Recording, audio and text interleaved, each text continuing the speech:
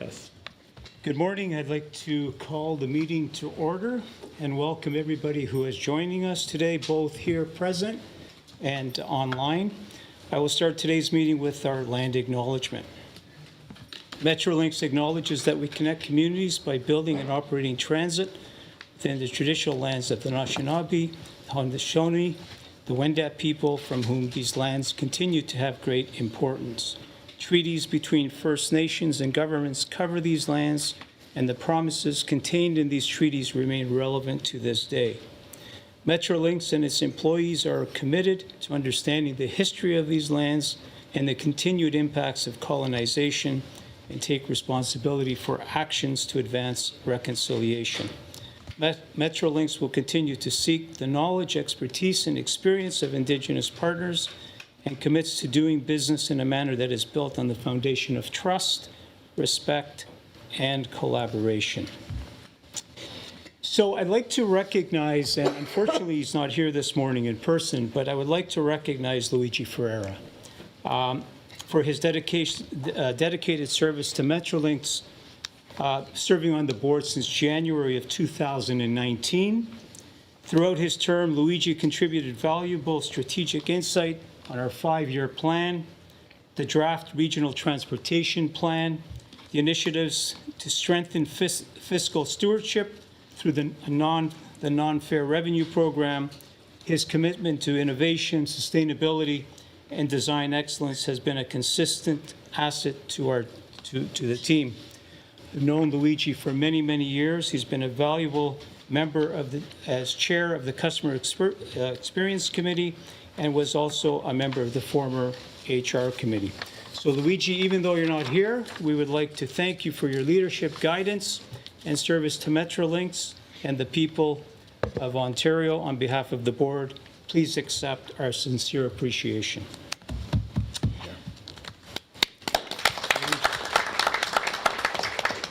Next, as you are aware, we made some changes to our Capital Oversight Committee, and I would like to take this opportunity to formally acknowledge 5 departing members for their dedicated service and significant contributions to the committee. It starts off with the chair that was running it for about a year. Sarah Clark is a professional engineer and the current President Chief Executive Officer of Fraser River Pile and Dredge. Sarah served as a member of the Capital Oversight Committee for 8 years. After joining in 2017, she was also the chair of the committee from January 2025 to December 2025. So I want to thank her for her commitment to this committee. Also, Ian Brown is an international rail consultant whose career has spanned over 40 years in public transport and rail industry. Ian joined the Capital Oversight Committee in February 2020 and served as a member for nearly 5 years. As well, Dr. Catherine Farrow is a professional geoscientist with more than 30 years of mining industry experience. Dr. Farrow joined the Capital Oversight Committee in February 2020 and served as a member also for 5 years.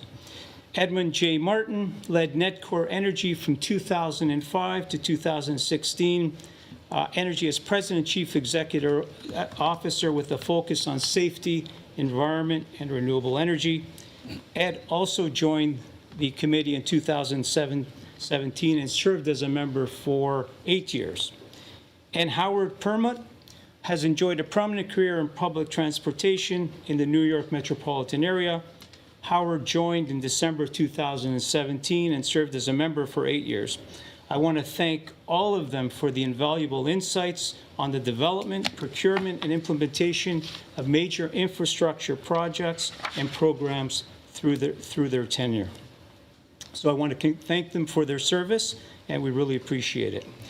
I'm also now very pleased to announce that we have 2 new board members joining the Metrolinx board.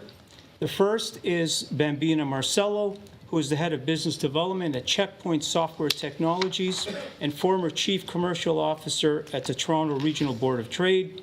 She spent over 30 years with Air Canada, leading transformative growth across several divisions. She serves on the boards of the Canadian India Business Council and the Italian Chamber of Commerce, and has supported major fundraising initiatives for Sick Kids and the Air Canada Foundation, UHN, the Ontario Science Centre. Bambina has completed executive programs at Harvard and INSEAD and is a fellow of the International Women's Forum. Also a new board member is Douglas Jones. Doug brings 25 years of public and private sector leadership and experience, including serving as Ontario's Deputy Minister of Transportation, where he oversaw a $100 billion highway and transit capital program and led key reforms. His prior roles include President and CEO of WorkSafe NB, Deputy City Manager for Eglinton, Senior Vice President of Canada Post, President of Inocon, and Vice President Lafarge North America. Doug's governance experience also includes as President of the Transportation Association of Canada and Ontario's Capital Sector Audit Committee. He holds an MBA, a Bachelor of Science, and ICDC designation as a Certified Engineer Technician. I would like to welcome both Bambina and Doug to the board, and we look forward to working with both of you. In our agenda today, we have our usually quarterly divisional reports, along with progress reports on our rapid transit and GO and UP capital programs. Fare enforcement bylaw changes will also be discussed. And now I'll turn it over to Sean Fuller, Chief Operating Officer, to share a safety moment with us. Sean? Thank you, Chair. Now that both LRT lines are open, Line 6 Finch West and Line 5 Eglinton, and now that we're seeing the system settle into its new norm, it's appropriate that we actually remind ourselves, but also the general public, of the operating condition that's happening in the light rail environment. For several years, the public's become accustomed to guideways without active scheduled trains, training trains, testing trains, but not actual schedule. The behaviors formed around that system were not of a system that was live just yet. With the trains now in service, pedestrians, cyclists, motorists are adapting to a very different reality out there, especially at the signalized intersections and shared corridors. While the infrastructure didn't change overnight, the risk profile did. We're now working closely with our community engagement and communications team to deliver targeted public awareness campaigns that reinforce safe behaviors around intersections and at grade crossings, and in general, anywhere there are tracks. Specifically on the Finch West LRT, the top safety issues are driven largely by human behavior and not by the system performance. This includes pedestrian cyclists entering into the guideway, vehicles stopping or turning across the tracks, and confusion at intersections and controlled crossings. I think it's a very important reminder that both lines are capable of bidirectional operation, and trains can operate either direction on both sets of rails. Train time is any time. In response, we've strengthened public safety messaging, improved signage, enhanced monitoring and field observations, and adjusted traffic signaling timing with our municipal partners.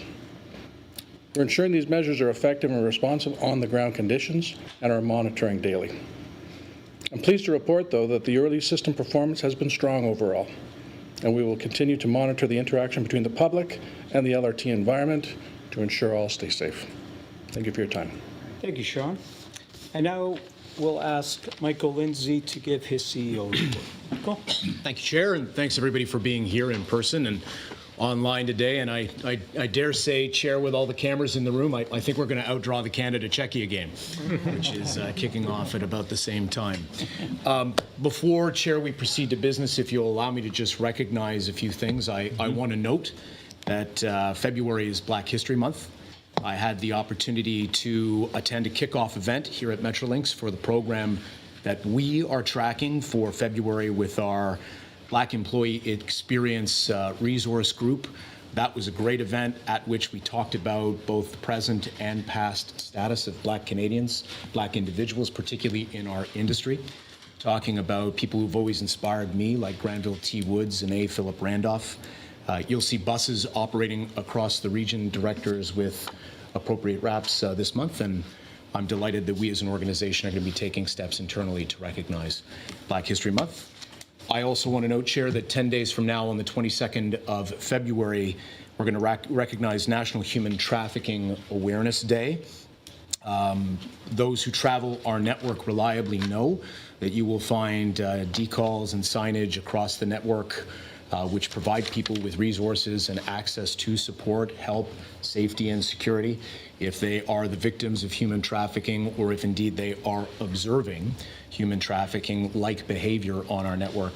I'm still very proud, Chair, that our organization, particularly our frontline staff, work closely with Toronto Police Services to do appropriate training so that we can be a very deployed extra set of eyes across our region to combat human trafficking. A couple of key substantive updates today, sir, that I'll pick through if I can. Let me start by just recognizing that this is the first Metrolinx board meeting to occur with the Eglinton Crosstown in service and in operation.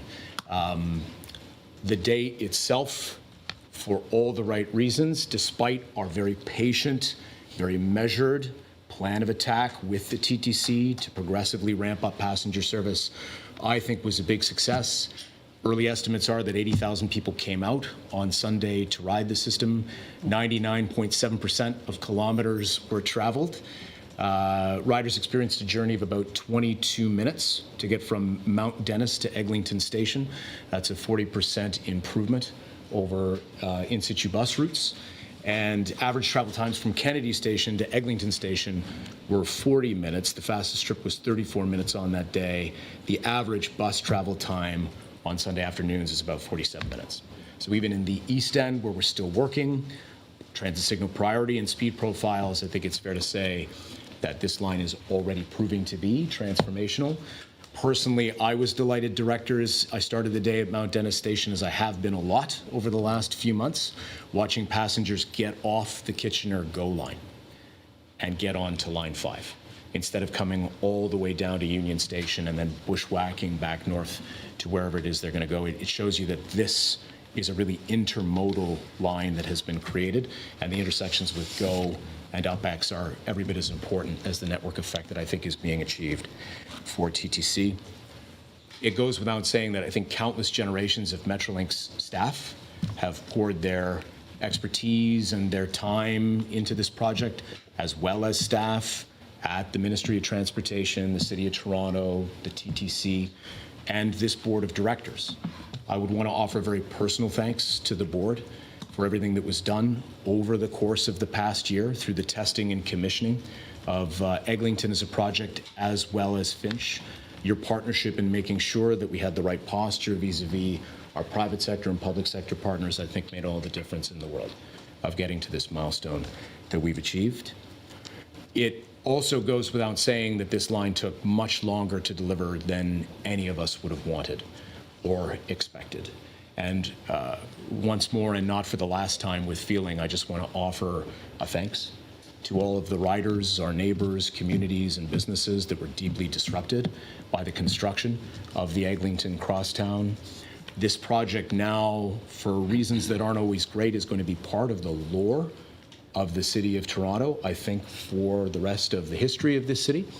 But the collective achievement of everybody who brought this project off was still formidable, and it's worth celebrating. And I would offer my thanks to the countless Metrolinx folks who I know still watch Metrolinx board meetings, even though they've left the organization, for all that they did. Just a few thoughts, if I could, Chair, about lessons learned associated with Eglinton. I want to reiterate what I think I've said elsewhere, which is that this project has profoundly changed the way in which we are delivering public infrastructure in the province of Ontario, regardless if it's transit systems or hospitals or courthouses. And if you'll permit me just to articulate a couple of the specific lessons that I think we've learned and that we're applying, the list would go as follows. First, it's quite clear to me that one of the issues on the Eglinton Crosstown was that our private sector partner at the time of giving us a bid for this project underestimated the complexity, the risk, and the challenge associated with the project. And some of what we have done as a jurisdiction about moving to more progressive phases of development to define projects, identify constructability issues up front, is all about making sure that our processes no longer are about 30% design in bid envelopes and then experiencing the risks of constructability as we go. Number two, I would say all parties, including Metrolinx, need to ensure on all of our projects that we're remaining focused on project completion and not on commercial claims that arise as between partners. The reason we have a capital function at Metrolinx, whether it's on the rapid transit side or the GO side, is to make sure that we deliver a service for people eventually. And staying focused on doing the right things, even if it requires compromises in respect of commercial strategies, legal strategies in order to get to done, while still respecting taxpayer dollars, is a very important part of how we intend to show up on a continuing basis. Third, I would say, directors, that processes of design, review, and acceptance have to be much more efficient and less bureaucratic. And for what it's worth, I think that encompasses every party that is responsible for some of the design approvals that go with big projects like this. Metrolinx, regional partners, City of Toronto, TTC, et cetera. On all of these projects, not just in this jurisdiction, but also in other jurisdictions where I've compared notes with leaders, it's clear that slower than anticipated approval of design puts you behind project schedules and construction almost immediately. So finding a way to make that more intentional, more focused is going to be important. When we uncover unexpected issues, like we did on Eglinton, the most notable of those, Chair, was discovering when we tunneled under the Eglinton station box, which had been poured in the 1950s by the TTC, only to discover that there were cavities in the concrete underneath that station box that required the substantial reconstruction of that. We need to make sure that quick processes of regulatory assurance allow us to keep making progress on these sorts of projects. And for what it's worth, every project you do, particularly if it's in the ground, like a transit project for as long as Eglinton was, is going to face some form of those types of challenges. We need early and consistent focus on systems integration.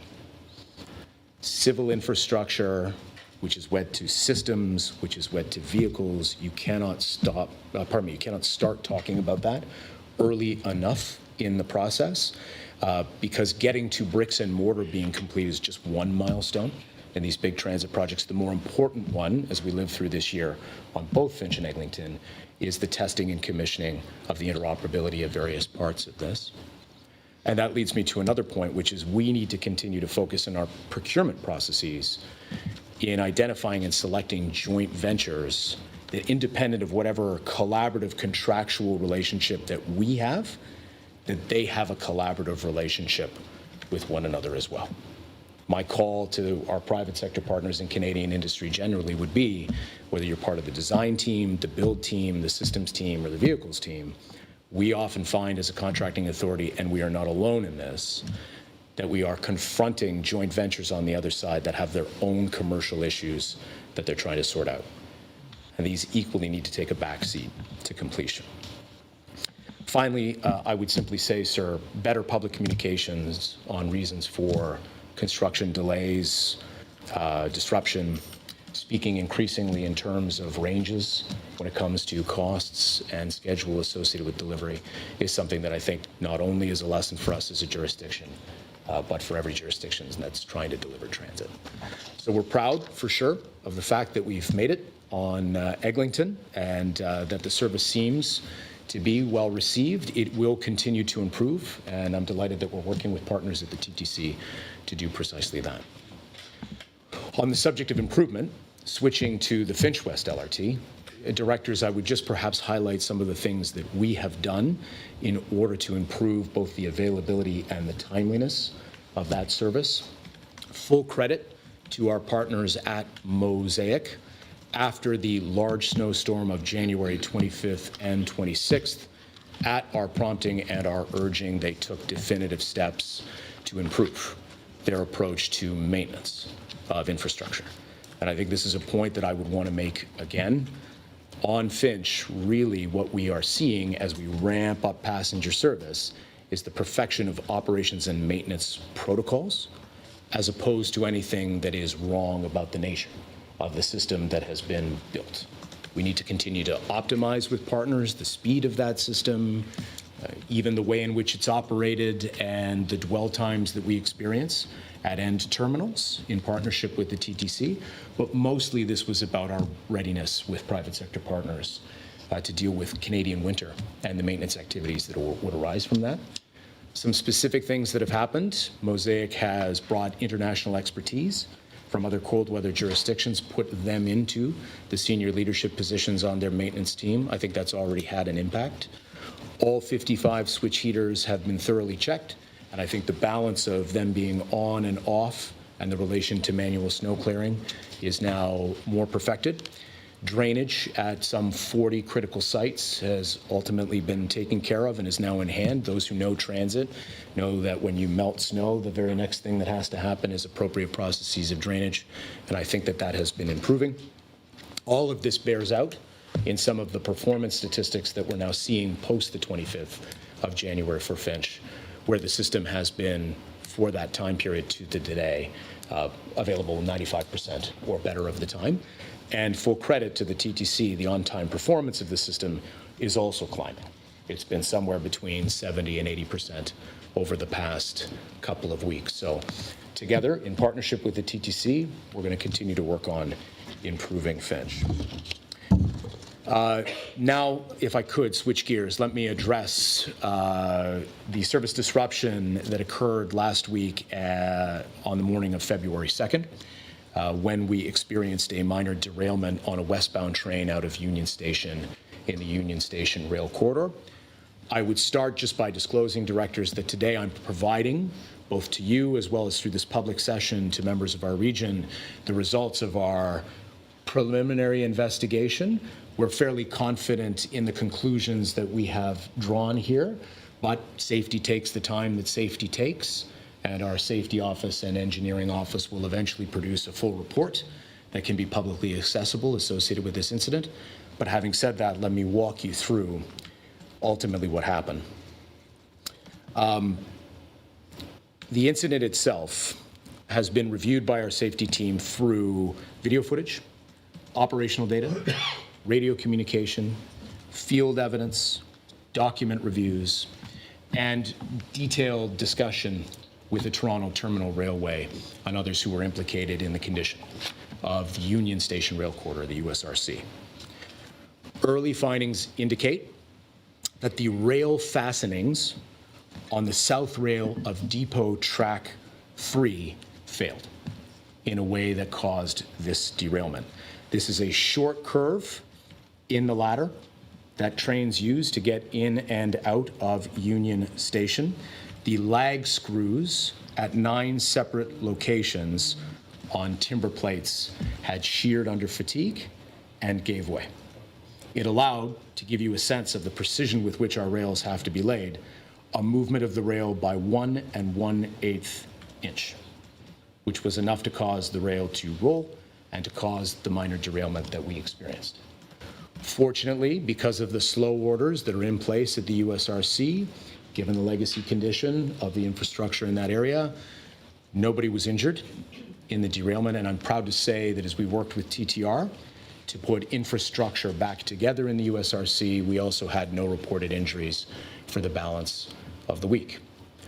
What made this very operationally disruptive was the fact that following the derailment of the locomotive and the following coach, the consist, the train, pulled through 2 switches, destroying that infrastructure and some of the signaling infrastructure that ultimately went with it, and then becoming disabled at that hinge point in a way which made 4 platforms at Union Station unavailable to us for a period of days.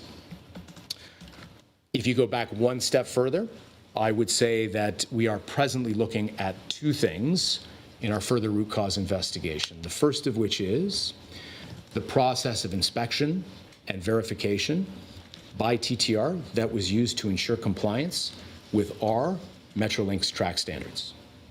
These lag screws should be fastened by 4 screws in the plate. At this particular location, they were fastened by 2. Our standards were updated in 2016 to require the 4 screws at each of these locations. That non-compliance and how it was allowed to persist given the very numerous inspections that happened of the rail corridor, is something that we're talking with TTR about right now. I would not exempt for a moment Metrolinx from this continuing investigation as well. Our own processes of maintenance assurance that sit on top of this are also what we're investigating right now. But what I would want to tell you, Chair, and everybody is recovery work took place round the clock to the full credit of TTR. They managed to re-implement all required infrastructure to fully test and commission it so that we could return to normal service on Saturday. That is a rapid recovery and turnaround in view of the work that had to be done. Perhaps more importantly, we have conducted thorough inspection with TTR of the whole of the USRC, literally a track walk to find other areas of non-compliance that might exist relative to our standards. In the one or two places where we have found such non-compliance, fixes were effected immediately, if possible, in the white space of the overnight when we had no-go traffic, or we have changed our operational profile to avoid those tracks until such time as the fix can be effected. So I can offer, again, a very confident assurance both to the board as well as to our riding public that the USRC and the track within it has been inspected and is safe. One more thing to say, sir, about this particular incident. Obviously, the derailment caused major delays. I want to recognize our frontline staff who supported our riders in an awful time. One of the key lessons that we as an agency have learned coming out of this incident has a lot to do with the communication of information in a time of crisis. It might not be fully visible to the traveling public, but when something like this happens, given the manual nature of the way in which we route traffic through the Union Station rail corridor, we had to real time with the Network Operations Center figure out a plan of how we were going to move trains through each of the tracks and people in and out of the station. That was a highly manual process that on the Monday we had to do. One of the things that is quite clear is that as we input that revised service plan into display screens at Union Station, the display screens themselves and the technology that we use to broadcast train departure times and platforms could not keep up with the volume of the changes that we were ultimately doing. So the other commitment that I would make both to the board as well as to the traveling public is we will use this particular incident to think about protocols of communication at Union Station if, for some remote reason, an incident like this occurred again. Finally, I would want to say, Chair, we're very proud of the service guarantee, which has always been in place at GO Transit. We're proud of our better than 90% on-time performance historically, which we have returned to this week, but we know how disruptive this week was for our customers.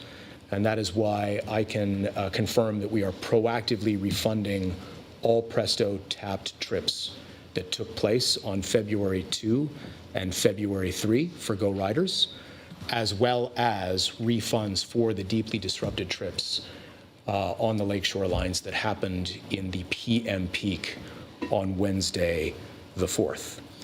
That will happen automatically within the next 5 to 10 business days.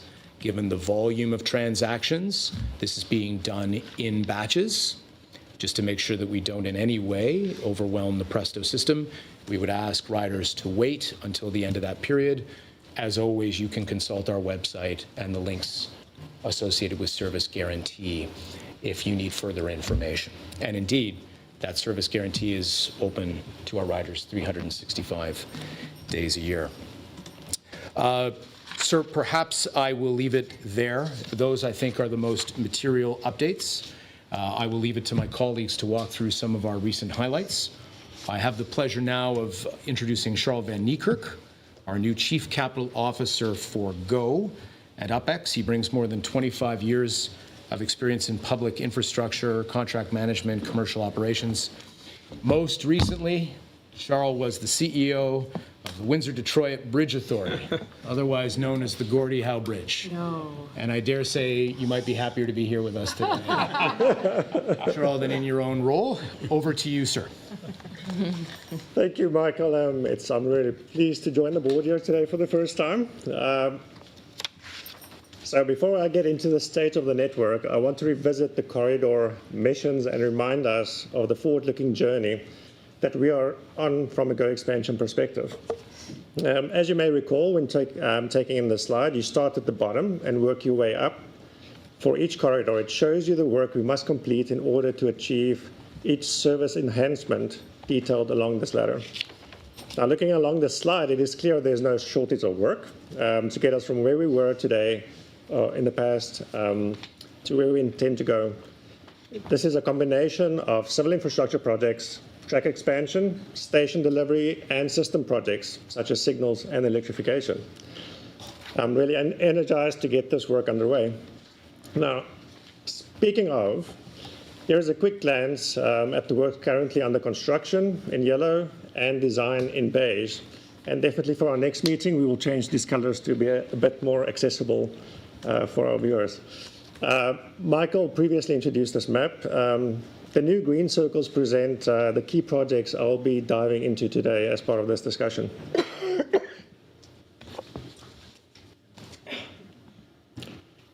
So very exciting. Let's kick off in West Etobicoke, where we are making upgrades to Long Branch GO Station. Now you'll see this video shows a very major milestone achieved in January, with the successful installation of the prefabricated pedestrian tunnel box being put in place using this new box jacking technique. Now this is no easy feat. The prefabricated tunnel box is 24 meters long, weighs 477 tons. It was pushed into place in a controlled 12-hour operation over 2 days using 5 200 hydraulic jacks. Now, when watching this video, you may have noticed trains passing through over this culvert, and that's because this tunnel work is taking place behind barriers with a continuous work zone. And this is what makes this achievement all the more remarkable. It was completed without the need to disrupt rail service, and this is the type of initiative we want to carry forward. Continuous work zones deliver a clear benefit. They allow us to maintain momentum, reduce disruption, and deliver projects more efficiently, all while ensuring safety of our passengers and crew on site. January was a busy month for us, for the team at Long Branch. In addition to pushing this tunnel box into place, the launching slab for the station building was demolished. At the end of the month, a key step to removing the temporary bridge later this year in June. Once all station improvements wrap up, GO customers will enjoy improved access at Long Branch stations and platforms. Moving along to East Harbour Transit Hub. Now, to establish the East Toronto interchange, it is necessary to make improvements to the Eastern Avenue Bridge. And I'm very pleased to share that north and south abutment walls were completed in November as pictured above. Elsewhere on the project, crews are continuously working on station structure foundations, installing reinforced concrete piles, and building retaining walls to support elevated guideways. Now, we're also making progress on a new bridge structure that will enable the future extension of Broadway Avenue to punch under the rail embankment, a concrete pour for East Abutment having been completed in January. Like Long Branch, this major project also utilizes continuous work zones to keep crews and equipment physically separated from the railway. This interchange station will be the second busiest GO station when completed, interfacing with Ontario Line. Now over to the Barrie Corridor. And as you'll recall from the missions graphic, our key focus is upgrade this corridor from the very limited two-way service it has today to progressively more frequent two-way service with 30-minute service, the next big objective. To enable what we need to reconstruct a lot of stations that has a single track and a single platform that has to be double-tracked, double platform stations with passenger bridges or tunnels connecting platforms together, Maple is a very good example of this type of work. I'm pleased to report that the East platform work at Maple GO Station is now complete, and door restrictions were lifted in December. Refreshing our platforms without interrupting operations at the stations is a very complicated dance. And so over the last 24 months, there was stage construction that meant only some coaches in the train would have the doors open when stopped at Maple. We appreciate our customers had to carefully select what coach they would sit in, and we thank them for their patience over this period. Nearby Maple Go efforts are now focusing on completing a second track through Vaughan, as well as the associated train signalling system. Once the track is finished, hooked up to the existing track at both ends, and the train signalling system is ready, trains will be able to run on both tracks. At Union Station is the heart of our network today, and expanding its capacity for both trains and people is at the heart of our efforts to expand GO Rail services everywhere else. Our work is underway to make a range of upgrades to the station and the adjacent rail corridors to get us where we need to go, including widening rail bridges that pass over Lower Jarvis and Lower Sherborne. In November, steel bridge girders were successfully installed at Jarvis and Sherborne, which will enable the additional track to be added just east of Union Station. The span pictured here were assembled nearby and then lifted by crane onto each bridge from the roadside. This was a very, very heavy lift, each bridge span weighing 130 tons. The installation of these spans enable our efforts to expand the rail corridor from 6 to 8 tracks, making room for increased train service. Once all upgrades are completed, Metrolinx will have the capacity to run 80 trains per hour through Union Station during peak periods. That's 4 times the current level. And a final slide, and this is one we're very proud of. Finally, I'm pleased to share that our first shipment of new rail equipment has arrived, what we call the Yellow Plant. Now, arrived in Hamilton in November, as noted on the slide, we received tampers, regulators, panel lifters, and salting wagons. Among them are 3 state-of-the-art tampers and 3 regulators, the first of their kind to operate on the Metrolinx network. With operating speeds of up to 60 miles an hour, these machines are critical for improving productivity within our access window for construction by helping us install track in a way that is faster, more efficient, and higher quality. By investing in this equipment, we will also be able to make greater progress during the valuable overnight and weekend window where we can complete track upgrades. We are fundamentally transforming the GO Rail network through the GO Expansion program. Change on the scale demands that we find new ways of planning and executing our work within the rail corridors. The delivery of this engineering equipment marks an important step forward, and we are in the process of commissioning this equipment and putting it in service. Thank you. Thank you. Thank you, Charles. We'll move forward with our capital programs group, and Andrew Hope will talk about rapid transit update, please. Good morning.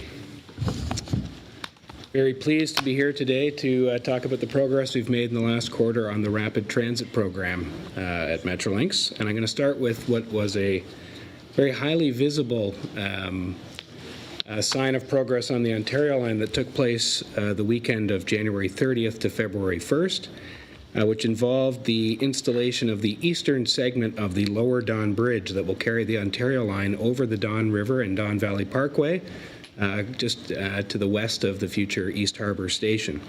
So the Ontario Line Joint Corridor team and our contractor Canadian Obayashi oversaw the push of the 600-ton eastern half of the Lower Don Bridge, which had to move about 40 meters across a temporary structure that had been installed over the past number of months over the river and the Don Valley Parkway.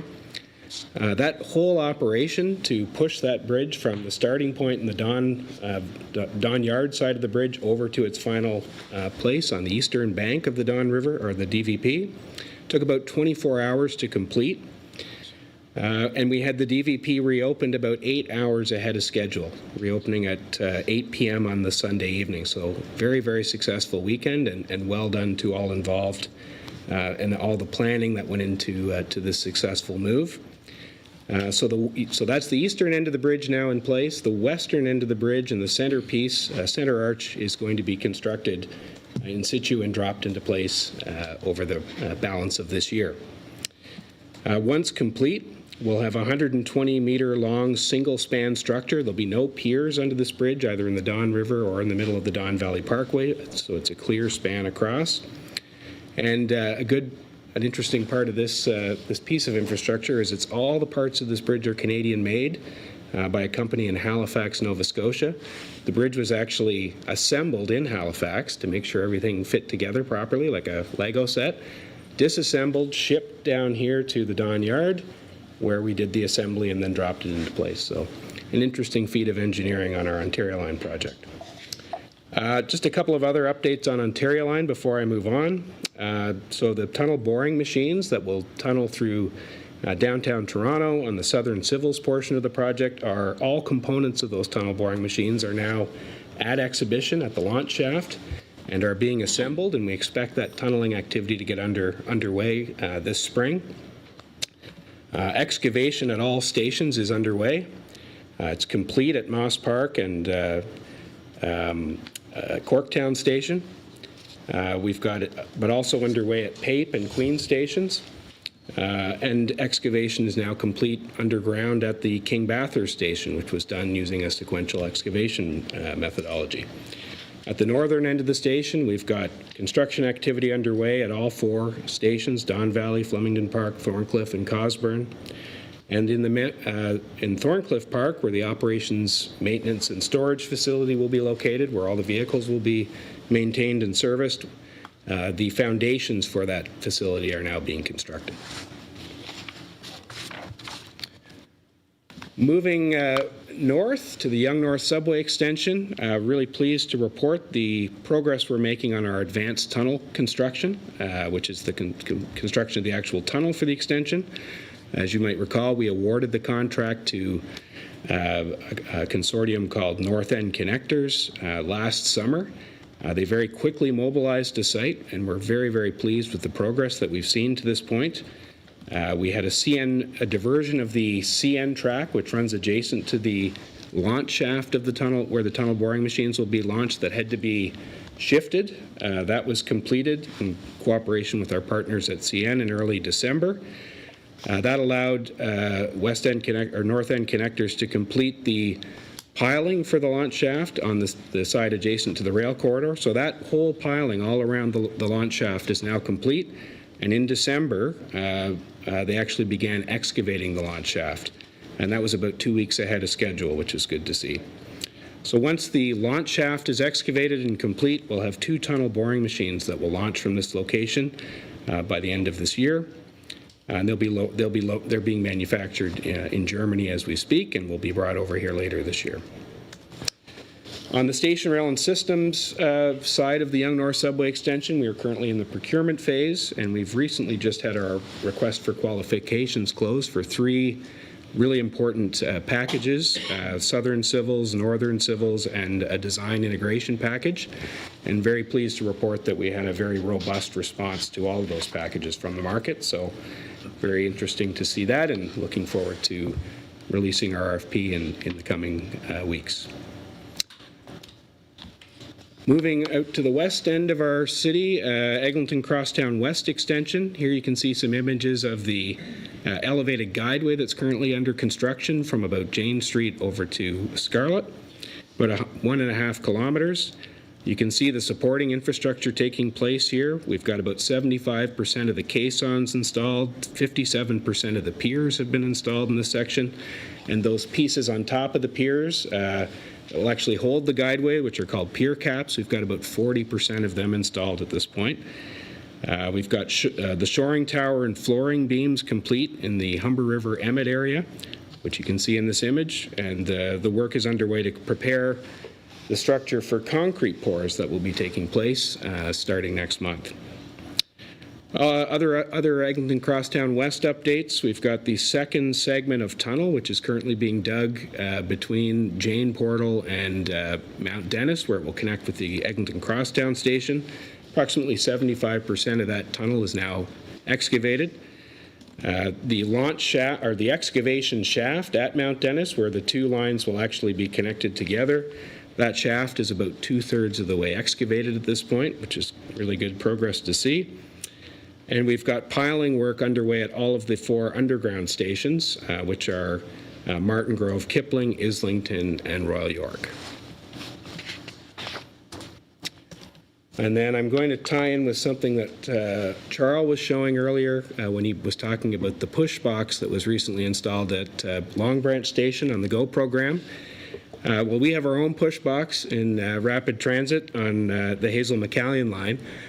This push box was installed underneath the Queen Elizabeth Way over the course of a weekend a couple of years ago. And it sat there for a couple of years while construction took place around it. But we actually have now, the purpose of this box was to actually shift the northbound traffic lane so that we would have space for the LRT guideway to pass under the QEW on the existing road right-of-way. So we have now completed the work to open these lanes through this box under the guideway, and that frees up the space for us to complete the guideway in this section of the Hazel-McCallion line. So this was actually the first time that this push box technology that Charles was showing earlier was used in Toronto, and it's really, really good to see innovative techniques like this now being adopted across the program. Saves a lot of time and disruption for communities and the traveling public. So it's good to see these practices being adopted. A couple of other updates on Hazel. We have a new east structure over Highway 407 that is now open to traffic, so reducing some of the construction impacts along the corridor. And track work was also completed at King Street, Hillcrest, and Ambassador intersections. So continuing progress all up and down the Hazel-McCallion line. Moving back over to the east end of the city, we've got the Scarborough subway extension well underway. Happy to report that our tunnel boring machine, Diggy Stardust, lovingly named, has now tunneled 3,635 meters, which is the halfway point of the tunnel drive between Shepherd and McCowan down to where it will tie into Kennedy Station on the existing Line 2. To date, we've installed about 1,813 tunnel liner rings for anyone who's counting. But we know the challenges we've had in the earlier part of this tunneling drive. Very, very pleased to see that we're now making this progress, and we've had steady progress over the past number of months since we reset things with our contractor Strawbag back in the spring. So good progress there. It will arrive actually at Lawrence East Station within the next couple of weeks. So gives you a sense of where it is physically along the corridor. On the station rail and systems contract, construction is now well underway all up and down the line. So we've got shoring works, putting in piles for the future station box at Scarborough Centre Station. 287 of 700 piles have now been installed. Piling's also begun at the Kennedy box structure, which is where we'll actually tie into existing Line 2 down by Kennedy Station. And our first diaphragm wall panel, which is the technique we're using at Lawrence East Station, given the depth of the station, is now complete. So we have construction underway basically at all of the stations. Work is also underway up at Shepherd and McCowan. So I will leave it there for today, but hopefully that gives you a sense of the progress in the construction that is happening across the rapid transit portfolio. Thanks very much. Thank you, Andrew. Appreciate that. Directors, there are 5 quarterly reports. Payments Presto presented by Daniela Aubry, Operations by Sean Fuller, Engineering and Safety by Faye Pittman, Marketing by Mark Charles, and Communications by David Chang. I'm going to take these reports taken as read. If you have any questions, you can direct it directly to those individuals. With that, we conclude the public portion of today. I want to thank everybody for joining us, and have a great rest of the day. Thank you very much.